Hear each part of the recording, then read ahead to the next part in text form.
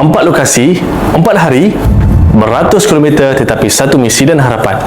Assalamualaikum warahmatullahi wabarakatuh. InsyaAllah Yayasan Amal Malaysia akan sekali lagi ke Sabah bagi menyempurnakan satu misi, iaitu misi dakwah, pembangunan komuniti dan pendidikan, yang mana kita akan fokuskan di Keningau, Pitas, Pulau Banggi dan juga Kota Kinabalu. InsyaAllah tuan-tuan dan puan, ini hanya bukan sekadar misi ziarah semata-mata, tetapi hanya misi untuk merasmikan jeti baharu yang berada di Kampung Selangan yang dibina oleh Yayasan Amal Malaysia, yang mana jeti ini akan menjadi simbol pembangunan dan juga penghubung pada masyarakat di Pulau Banggi khususnya. Yang kedua, tuan-tuan dan puan, insyaAllah kami juga akan mengadakan gotong royong dan kenduri rakyat secara besar-besaran di Kampung Selangan, supaya aktiviti ini dapat menghubungkan silaturahim dan semangat kebersamaan penduduk di Kampung Selangan.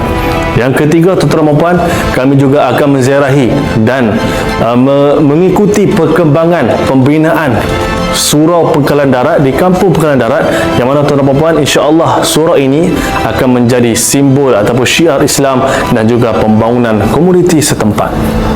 Yang keempat, tuan-tuan dan puan, insya-Allah kami juga akan ke 4 lokasi, iaitu di Keningau, Pitas, Megatal Kota Kinabalu dan juga di Pulau Banggi juga, untuk menziarahi tadika-tadika amal dan juga menyempurnakan sesi penyampaian dana baik pulih tadika amal, serta menyantuni guru-guru tadika amal yang sentiasa berdedikasi menyampaikan pendidikan awal kepada kanak-kanak secara percuma.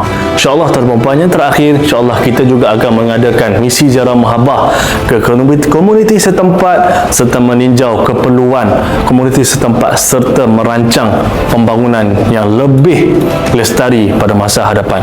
InsyaAllah tuan-tuan dan puan, bantu kami untuk bantu mereka, doakan kami supaya misi kami dipermudahkan segala urusan, dan insyaAllah tuan-tuan dan puan, jika tuan-tuan dan puan ingin membantu kami akan sediakan link yang akan disediakan nanti melalui juga nombor akaun serta QR code. InsyaAllah tuan-tuan dan puan, bantu kami untuk bantu mereka.